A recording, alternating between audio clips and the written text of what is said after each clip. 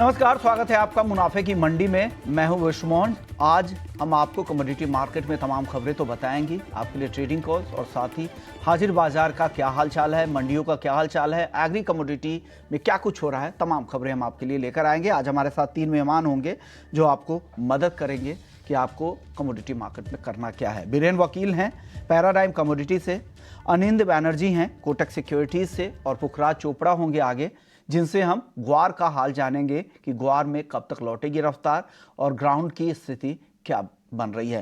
लेकिन चलिए, आज यूएस में जून महीने की जॉब रिपोर्ट आएगी। हालांकि प्राइवेट सेक्टर पेरोल तो निराशाजनक थे और बाकी आंकड़े जो अब तक आए हैं, चाहे वो सर्विसेज सेक्टर से रिलेटेड हो, अन्य आंकड़े जो अब तक आए हैं इस हफ्ते के, वो बहुत ज़्यादा इनकरेजिंग नहीं रहे हैं। इससे उम्मीदें अब जग रही है कि यूएस फेड सितंबर में ब्याज दरों में कटौती कर सकता है। इसकी संभावना बढ़कर 73% तक हो गई है। लेकिन हालांकि इस बात की संभावनाएं कई बार बनती है, लेकिन कटौती हो नहीं पाती है। बहुत सारे एक्सपर्ट्स ऐसे हैं, उनको लगता है कि इस साल ज़्यादा से ज़्यादा एक कटौती हो सकती है, वो भी नवंबर के आसपास, यूएस इलेक्शन के आसपास। बीरेन जी बताइए, गोल्ड और सिल्वर दोनों आज अच्छी तेजी दिखा रहे हैं। सबसे पहले मैं चांदी पर आपसे एक सवाल ये पूछना चाह रहा हूं। चांदी आज जुलाई वायदा की एक्सपायरी है, सितंबर का वायदा काफी तेज दिख रहा है। क्या इस लेवल पर खरीदना रिस्की नहीं हो जाएगा? हो सकता है कि भाव जुलाई के साथ मैच करने में काफी नीचे आ जाए। इस तरह की संभावना, रिस्क बना है क्या चांदी में? ये जो आप वो बोल रहे हो जुलाई सितंबर का जो स्प्रेड है, ये बढ़ता हुआ स्प्रेड है, तो इसमें खरीदी करने से वो रोल ओवर चार्ज या तो ब्याज बदला जिसको कहते हैं वो देना होता है। तो मैं ऐसे लेवल पे बाइंग कम करूंगा प्रेफर। सितंबर दिसंबर में भी काफी बड़ा ब्याज बदला है, अराउंड 2600 वो 2500-2600 रुपया, वो भी बड़ा है। परसेंटेज टर्म में 18-20% हो जाता है। तो इतना बड़ा और ये लेवल पे मैं बाइंग प्रेफर कम करूंगा। थोड़ा इंटरमीडिएट रैली जरूर है इसमें। यूरोप के इलेक्शन की थोड़ी इफेक्ट है, ये इनकी कमजोरी की इफेक्ट है। चाइना से निरंतर डेटा काफी खराब आ रहा है, स्पेशली प्रॉपर्टी मार्केट का, तो वहाँ और एक स्टिमुलस शायद आएगा। तो ये एंटीसिपेटरी बाइंग थोड़ी दिख रही है मेटल स्पेस में, बुलियन में भी और मेटल में भी। इस लेवल पे बचने की सलाह है, जो सितंबर का वायदा है, यहां पर इन स्तरों पे ना खरीदे। गोल्ड को लेकर क्या सलाह दे रहे हैं वीरेन जी? क्या लग रहा है आपको, गोल्ड की चाल यहां से किस तरह की रह सकती है? जो डेटा आ रहे हैं यूएस, उसको देखकर आपको लग रहा है कि फेड का रुख बदलेगा? क्या दरों में कटौती की उम्मीद करनी चाहिए या उम्मीद में ही पूरा साल निकल जाएगा? यहाँ हाउस इन्फ्लेशन अभी भी है, मींस रेंट इन्फ्लेशन जिसको कहते हैं। तो मैं रेट कट तो सितंबर रेट कट नहीं देखता, मुश्किल से शायद अगर दिसंबर रेट कट आए तो आए। लेकिन गोल्ड लेने के लिए मेरा मन थोड़ा सा हल्का सा बुलिश हुआ है, इसलिए कि जापानीज येन 48 ईयर लो पे है। तो वहाँ करेंसी हेज के हिसाब से वहाँ रिटेल बाइंग आ सकती है। चाइना में भी निरंतर इकोनॉमिक डेटा कमजोर आ रहा है, तो वहां से भी एक स्टिमुलस या आरआर कट आ सकता है। तो ये चीज एशियन एफएक्स में जो कमजोरी है वो शायद रिन्यूड बाइंग हम गोल्ड में देख सकते हैं। आपको दिख रही है तो ये बाइंग कहां तक गोल्ड को ले जा सकती है? अभी तो आप 72,800 का टारगेट दे रहे हैं, इनिशियल टारगेट है ट्रेडिंग के लिहाज से, जिनका पोजिशनल लंबा नजरिया है। कहां तक जाते हुए गोल्ड को देख सकते हैं बीरेन जी? टोटली ऐसा है कि 2280-90 पे मार्केट ने 3 बार रिसेंटली सपोर्ट लिया। अपसाइड में जो अहम रेजिस्टेंस आएगा 2378 का रहेगा, वो काफी स्ट्रॉन्ग रेजिस्टेंस है। और उसके बाद 2408 का है। फिलहाल ये दायरा मुझे लग रहा है, और जहां से ब्रेकआउट होगा वो आइदर साइड आ जाएगा। तो मैं इस ऊपर में 2440 तक देख सकते हैं, जो पिछला टॉप बना था 2 महीना पहले।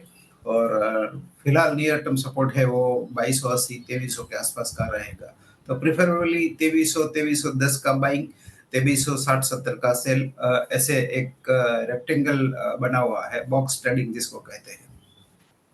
चांदी अगर सर बीरेन जी आपको अगर खरीदना होगा तो किन स्तरों पे खरीदारी की सलाह देंगे और कहां तक ऊपर में चांदी जा सकती है? और उसका टाइम फ्रेम भी बता दीजिएगा, जो टारगेट देंगे वो कितने समय के लिए है, ये बता दीजिए। टेम्पररी है, सिल्वर कॉन्ट्रैक्ट के लिए अगर 90-91 के आसपास मिलती है तो मैं बाइंग प्रेफर करूंगा यहाँ से। साइजेबल करेक्शन के बाद, और इसका स्टॉप लॉस थोड़ा वाइड रहेगा 88,000 का, और मैं मिनी प्रेफर करूंगा लो वॉल्यूम में। अपसाइड में ऑब्जेक्टिव 92,593 तक का रह सकता है, बट ये टिपिकल सितंबर कॉन्ट्रैक्ट है। ओके, सितंबर कॉन्ट्रैक्ट के लिए ये व्यू आप गोल्ड और सिल्वर में दे रहे हैं। चलिए अब हम दूसरे मेहमान अनिंद बैनर्जी जी के पास चलते हैं, कोटक सिक्योरिटीज से हैं। अनिंद, आपको क्या लगता है गोल्ड और सिल्वर आज की जो ये दोनों की तेजी है, ये तेजी टिकाऊ है, इन स्तरों पे खरीदना चाहिए या नीचे आने का वेट करे तब खरीदारी करे? आपकी राय क्या है गोल्ड और सिल्वर पर? नमस्कार। नमस्कार। गोल्ड और सिल्वर दोनों करीब करीब 1-2 महीने का कंसोलिडेशन के बाद इट्स एक्चुअली एक अप ट्रेंड अभी पकड़ चुका है, तो दोनों में ऑन बुलिश साइड ट्रेड करना चाहिए। गोल्ड में ये एक्सपेक्टेशन है कि हो सकता है कि ये 73,500 के आसपास जाए इवेंचुअली। लोअर साइड में आपका 72,000 और उसके नीचे 850 का एक मेजर सपोर्ट लेवल्स है, but the bias is upward. और सिल्वर में भी 92,500 का एक इमीडिएट रेजिस्टेंस है जो we think will be clear. एक बार in the morning it try to clear, तो इवेंचुअली ट्रेंड अपवर्ड है, तो वहां पे भी बाय ऑन डिप्स किया जा सकता है। Both gold and silver is looking quite positive क्योंकि dollar internationally is looking soft. तो ये है गोल्ड और सिल्वर को लेकर रहा है। लेकिन चांदी अगर लंबी अवधि के लिए अगर किसी को खरीदना हो तो किन स्तरों पे खरीदना चाहिए अनिंद? चांदी अगर किसी को पोजिशनल ट्रेड करना है, क्योंकि चांदी is a fit candidate for a positional trade, क्योंकि इंट्राडे में हो सकता है वॉलेटिलिटी के कारण एक बार छोटा स्टॉप है तो हिट हो सकता है। तो चांदी में करीब करीब मान लीजिए 92,000 के आसपास it's a good buy. Stop loss रहेगा 91,450 के नीचे, क्योंकि जहां से ये रैली बिल्ड हुआ था तो 91,500 के आसपास है, तो 91,450 का स्टॉप लॉस लेके तो 92,000 के आसपास can be a good place to accumulate. चलिए कच्चे तेल की तरफ बढ़ते हैं। कच्चे तेल को देखें तो ब्रेंट क्रूड का भाव अभी भी $87 के ऊपर यहाँ पर ट्रेड कर रहा है। MCX क्रूड 7,000 के बेहद करीब है। महीने भर में करीब 10% की तेजी यहाँ पर दिखी है और लगातार चौथे हफ्ते क्रूड में वीकली तेजी की संभावना बन रही है। और इस हफ्ते भी WTI क्रूड को देखें तो 3% से ज़्यादा दाम यहाँ पर बढ़े हैं। US में जिस तरह से स्टॉक बढ़े हैं, अनुमान से काफ़ी ज़्यादा स्टॉक में कमी आई है। गैसोलीन का भी स्टॉक बढ़ा है क्योंकि वहाँ पर सीजनल डिमांड जो है उसका भी असर है, और दूसरी तरफ खाड़ी देशों में जो तनाव है उससे भी क्रूड को सपोर्ट मिल रहा है। वीरेंद्र जी, क्या लग रहा है क्रूड में ये तेज़ी कितनी आगे जाती है, आपको दिख रही है या अब रिस्की हो गया है तेज़ी करना यहाँ पर? यहाँ रेजिस्टेंस आ रहा है 88, 89, काफी पहले भी इसमें इस लेवल पे रेजिस्टेंस आया था, बट जो ओपेक के निरंतर प्रोडक्शन कट आए हैं पिछले 2 साल से, फिजिकल टाइटनेस है इसमें, क्योंकि फॉरवर्ड कर्व इसका इन्वर्टेड हो गया है। यूक्रेन रशिया ब्लैक सी के वॉर के कारण भी करीबन 12-13% प्रोडक्शन डिसरप्टेड है। तो फिलहाल इसकी रेंज हम नाइमेक्स बेसिस पे 82-89 मान के चले, बट 89 क्रॉस होगा तो मे बी 93-95 का लक्ष्य रहेगा। डोमेस्टिक टर्म में दो रेंज है, 66 7100 क्रॉस हुआ तो शायद 68-24 नई रेंज खुलेगी। आप क्या सलाह दे रहे हैं कच्चे तेल में जो ट्रेड करते हैं उनके लिए? अनिंद बैनर्जी जी को क्या लग रहा है? अगर ऑप्शंस में अगर कुछ मौके दिख रहे हैं आपको तो वो भी शेयर कीजिएगा। श्योर। एक्चुअली देखिए, कच्चे तेल में एक तो ओपेक का जो सप्लाई कट्स है उसके कारण भी मार्केट अभी काफी बैलेंस्ड हो चुका है। उसके साथ अभी जो हरिकेन्स है नॉर्थ एक्चुअली अटलांटिक में, और जिसके कारण जो यूएस का गल्फ कोस्ट का ऑयल प्रोडक्शन है वो इम्पैक्टेड हो सकता है। एंड तो जनरली ये देखा गया है कि कोई मेजर हरिकेन्स जब हिट करता है यूएस गल्फ कोस्ट को तो ऑयल में एक अपसर्ज आता है, और वो भी हो रहा है। और थर्ड फैक्टर ये है कि जो इजराइल और हिजबुल्ला के बीच जो अभी एक्सचेंज ऑफ फायर चल रहा है तो उसके कारण भी एक जियोपॉलिटिकल रिस्क प्रीमियम है। तो ये तीनों को देखते हुए लगता है कि आज भी क्रूड ऑयल में एक अपवर्ड ट्रेंड बना रहेगा। तो हो सकता है कोई 7,000 का जो कॉल ऑप्शन है उसको कंसिडर कर सकता है इंट्राडे के लिए। बट फॉर नेक्स्ट वीक थोड़ा सा यहाँ पे कॉशियस होना पड़ेगा, क्योंकि 7100 का जो लेवल है एमसीएक्स में, वो काफी इंपॉर्टेंट एक रेजिस्टेंस है। 70 80 7100 वहां पे टेक्निकली एक ट्रेंड लाइन आता है जो कोइंसाइड कर रहा है with similar structure on the NYMEX oil.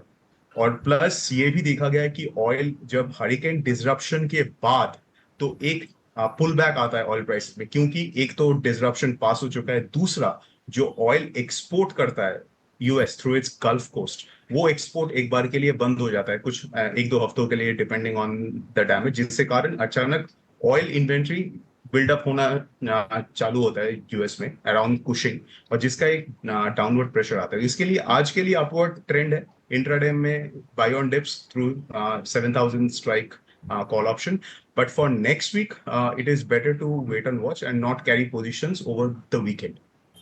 7000 के स्ट्राइक की जो आप कॉल खरीदने की सलाह दे रहे हैं, उसमें टारगेट स्टॉप लॉस क्या है, ताकि दर्शकों को आसानी होगी समझने में अनिंद? एक्चुअली जो अभी प्रीमियम है उसके ऊपर मान लीजिए अराउंड 20 रुपीज का नीचे स्टॉप लॉस लगा के ये किया जा सकता है, और ऊपर में अराउंड 30-35 का ऑन द करेंट प्रीमियम। तो 20 रुपए का प्रीमियम पे आप यहाँ पर स्टॉप लॉस लगाए और 35 रुपए तक का ऊपर में टारगेट आप देख सकते हैं। चलिए अब बात कर लेते हैं बेस मेटल्स की। बेस मेटल्स में आज जिंक में फिर से रफ्तार है, 275 रुपए के ऊपर जा चुका है भाव, 277 के आसपास है, करीब 0.5% की तेजी है। इसके अलावा एल्युमिनियम में भी आज अच्छी तेजी है, 235 रुपए के बेहद करीब, और कॉपर 873 रुपए 35 पैसे पे। लेड मामूली तेजी है 190 के करीब।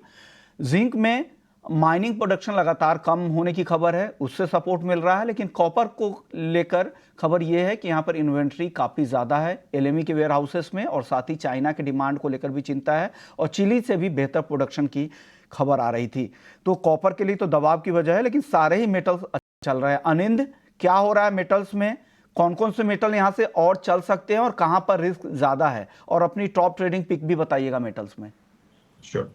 एक्चुअली देखिए, मेटल्स में अभी दो मेजर फैक्टर्स काम कर रहे हैं ऑन अ मैक्रो बेसिस। एक तो ऑफ कोर्स सॉफ्ट डॉलर जो है, क्योंकि जनरली अगर एक्सपेक्टेशन है कि डॉलर आगे जाके और वीक होगा तो वो सिचुएशन में कमोडिटीज में एक बिड आता है, तो जनरली वो इंडस्ट्रियल कमोडिटीज जैसे मेटल्स और बुलियन में उसका एक पॉजिटिव इम्पैक्ट देखा जाता है। तो that is factor number one. Factor number two ये है कि चाइना का जो नेक्स्ट प्लेनम होने वाला है अराउंड मिड जुलाई, उसको लेकर काफी होप्स और एक्सपेक्टेशन है।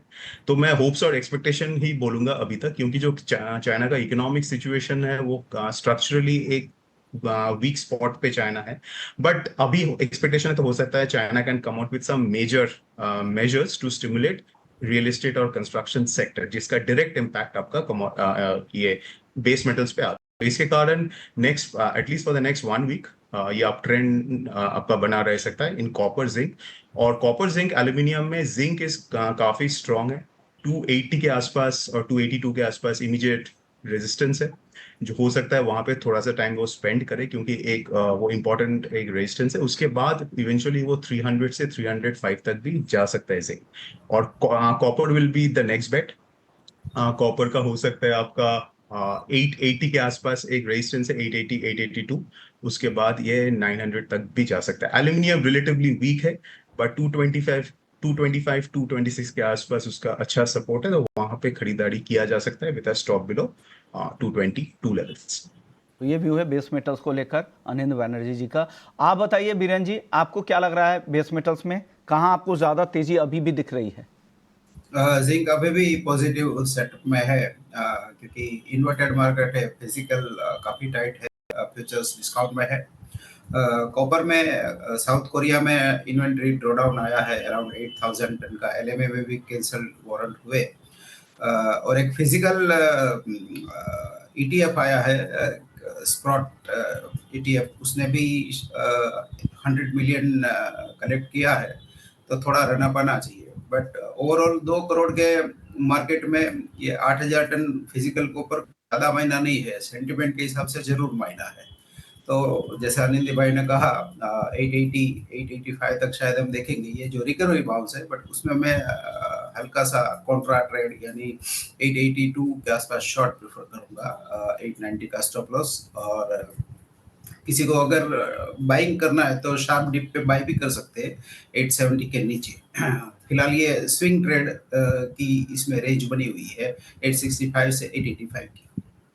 कॉपर को लेकर ये व्यू है, लेकिन जिंक पर आप बुलिश हैं आप भी, और आपको लग रहा है कि 278 रुपए का टारगेट यहां पर देखने को मिल सकता है, लेकिन करंट लेवल पे ना खरीदे, डिप पे खरीदने की सलाह जिंक यहां पर दी। बात कर लेते हैं नेचुरल गैस की, जहां दाम अब लगातार गिरते जा रहे हैं। एमसीएक्स पे भी अगर आप देखेंगे तो 197 रुपए के नीचे है।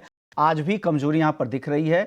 7 हफ्ते के निचले स्तर पर यूएस नेचुरल गैस का भाव है, क्योंकि प्रोडक्शन के जो नंबर है वो ज़्यादा दिख रहे हैं, ओवर सप्लाई की स्थिति बन रही है, उसका दबाव यहाँ पर दिख रहा है। अनिंद, आप बताइए नेचुरल गैस की चाल आगे कैसी दिख रही, क्या और गिर सकता है या यहाँ से अब खरीदारी बनती है, वैल्यू वाई है? ये देखिए, नेचुरल गैस एक क्लासिक कमोडिटी है जो बूम और बस्ट साइकिल में चलता है। मतलब इसमें वेदर का इतना ज्यादा इम्पैक्ट है कि अगर थोड़ा सा भी सरप्लस या डेफिसिट हो जाए तो प्राइसेस कैन ट्रेंड एक तरफ फॉर वीक्स। और यही हो रहा है नेचुरल गैस में। आपका अभी 196 के आसपास है प्राइस, तो हो सकता है ये इवन 180 तक भी नीचे चला जाए, क्योंकि फिलहाल का जो वेदर फोरकास्ट है यूएस से, क्योंकि वहां पे अभी समर सीजन है, तो अभी तक जो टेम्परेचर्स है वो उतना हाई है नहीं, which can create a lot of demand for gas cooling के लिए। तो जिसके कारण हम एक तरफ सरप्लस भी है मार्केट में, प्लस दूसरी तरफ जो हरिकेन का डिसरप्शन का एक्सपेक्टेशन है ये वीकेंड में, तो that can impact the export opportunity, क्योंकि यूएस एक्सपोर्ट करता है थ्रू एलएनजी नेचुरल गैस, तो उसके कारण एक डोमेस्टिक ग्लट क्रिएट हो सकता है। सो हो सकता है कि एटलीस्ट ये 180 के तरफ जाए ओवर द नेक्स्ट वीक। तो 180 के आसपास अच्छा सपोर्ट है, अगर वहां पे होल्ड करता है तो then it can be a place to buy, but not at 196. खरीदे, यहाँ पे और भाव नीचे आने का वेट करे तब खरीदे। वीरेंद्र जी, आप सहमत है? आपको भी लग रहा है अभी नई खरीदारी नहीं करनी चाहिए, वेट करना चाहिए और गिरावट का? बार्गेन के लिए इंतजार करना चाहिए, क्योंकि 2 साल पहले ये 930 में बिका था, तो अब ये मे भी शॉर्ट सेल में बैट ट्रैप हो सकता है, तो मैं शॉर्ट साइड अवॉइड करूंगा।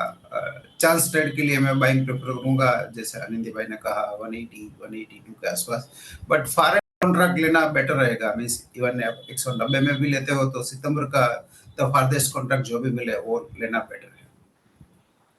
तो ये सलाह है नेचुरल गैस को लेकर। चलिए अब एग्री मार्केट की तरफ बढ़ते हैं और शुरुआत कर लेते हैं ग्वार से, क्योंकि मॉनसून का प्रॉक्सी प्ले है और ग्वार की अगर चाल देखें तो मॉनसून सीजन में एक भी जो उम्मीद थी कि काफ़ी एक्शन यहाँ पर दिखेगा मॉनसून शुरू होने के साथ, उस तरह की एक्टिविटीज़ यहाँ पर गायब है, लगातार सीमित दायरे में ही बना हुआ है। हर तेज़ी पर यहाँ पर नरमी आ जाती है। हालांकि आज के सत्र में देखें तो तेज़ी है, लेकिन हमारे साथ ग्राउंड पे बातचीत करने के लिए ग्राउंड में ग्वार में क्या कुछ हो रहा है पुखराज चोपड़ा है, जाने माने एग्री एक्सपर्ट और ग्वार को काफ़ी बारीकियों से समझते हैं। पुखराज जी, क्या हो रहा है? वायदा में तो बहुत ज़्यादा वॉल्यूम है नहीं, तो वायदा के भाव को तो बेंचमार्क अभी मानना बहुत सही नहीं होगा, लेकिन क्या ग्राउंड की स्थिति क्या है ग्वार को लेकर? क्या खबरें आ रही है? शुरुआती रुझान क्या है? जी विश्व मोहन जी, ग्राउंड में देखें तो उत्तरी और पश्चिमी राजस्थान में जो ग्वार का बेल्ट है उसमें अभी तक बरसातें शुरू नहीं हुई है। हालांकि मौसम विभाग ने ये मान दिया है कि सूखे मानसून ने प्रवेश कर लिया इस एरिया में सूखे के रूप में, पर अभी तक बरसातें शुरू नहीं है। उम्मीद है 2-4 दिन में बरसातें हो जाएगी, तो इसमें जो भी चाल बनेगी बरसात होने के बाद में अच्छी होगी तो थोड़ा मंदी की तरफ चला जाएगा, यदि बरसातें कमजोर रही तो तेजी की तरफ चला जाएगा। अब क्या मानसून के आधार पे जिस तरह का मानसून रहेगा उसी तरह की चाल इसके अंदर बनती रहेगी। पर वैसे विश्व मोहन जी, आपने सही कहा, एक दायरे में ही व्यापार कर रहा है। इसने पूरा साल निकाल दिया बड़ी तेजी मंदी के बिना, न बड़ी तेजी आई न बड़ी मंदी आई, इन्हीं भावों के आसपास चल रहा है। और रोजाने की तरह इसके अंदर 30-40 रुपए बढ़ते हैं, फिर 30-40 घट जाते हैं। यही ट्रेंड रह गया और यही ट्रेंड अभी भी बना हुआ है। जी विश्व मोहन जी, डिमांड वगैरह की क्या रिपोर्ट है? आप जो वहाँ के लोगों से, लोकल लोगों से करते होंगे या जो कारोबारी लोग हैं, वो क्या बता रहे हैं? किस तरह की डिमांड है? गम की और ग्वार सीड वगैरह की क्या डिमांड की स्थिति है अभी? देखिए विष्णु मोहन जी, पूरे साल जिस तरह से 26 से 28 हजार टन गम की डिमांड रही फॉरेन की, वही पिछले महीने भी लगभग 28 हजार टन की डिमांड रही है फॉरेन की। 28 हजार टन गया है। तो डिमांड की दृष्टि से हम देखें, निर्यात की दृष्टि से देखें तो बहुत अच्छा फिगर है ये, जो पूरे साल मेंटेन रहा है। जहां तक सप्लाई की बात है तो सप्लाई नए ग्वार की जो इस साल की पैदावार थी वो तो कब की खत्म हो चुकी। अभी जितने भी ग्वार बिके हैं इन पिछले 3-4 महीनों से, वो सारे ग्वार पुराने जो गोडाउनों के अंदर पुराने स्टॉक थे, 8-8 साल पुराने, 10 साल पुराने, 7 साल पुराने, 5 साल पुराने, वो ग्वार धीरे धीरे निकले है, क्योंकि लोगों की मानसिकता इस व्यापार की ओर कम हुई है। तो व्यापार की ओर मानसिकता कम होने से वो पुराने स्टॉक जो नहीं बिकने वाले थे कई सालों से, वो भी ग्वार निकल के बाजार में आ गया। तो सप्लाई की दृष्टि से देखें तो यदि मिलर लेने के लिए खुद बाजार में जाता है तो ग्वार की मिलकत नहीं है, मिलता नहीं है। पर यदि बिकवाल सामने से आता है तो उसको मिल जाता है। तो क्रेशिंग भी ठीक है, और जो भी सप्लाई हो रही है वो स्टॉक से सप्लाई हो रही है, मंडियों से किसानों की सप्लाई तो बिल्कुल ही नहीं है विश्वमोहन जी। पुराने स्टॉक ज्यादा आ रहे हैं मार्केट में, ये आप कहना चाह रहे हैं? जी जी। लेकिन डिमांड की स्थिति बेहतर है, जो पहले थी वही है, और भाव अगर आप देखें तो काफी समय से एक सुस्ती दिख रही है यहाँ पर। अब वायदा को अगर देखें तो ऑप्शन से उम्मीद लग रही है कि ऑप्शन आए तो कुछ यहाँ पर बड़े वॉल्यूम, कुछ लिक्विडिटी बढ़े, तो रियल रिफ्लेक्शन बाजार से लिंक्ड हो, हाजिर बाजार से लिंक्ड हो बाजार, वायदा बाजार का भाव। शुक्रिया पुखराज जी, आपने वक्त निकाला हमारे लिए। मसालों की बातचीत कर लेते। बीरेन जी, वक्त बहुत कम है, मसालों पर अपना व्यू बता दीजिए।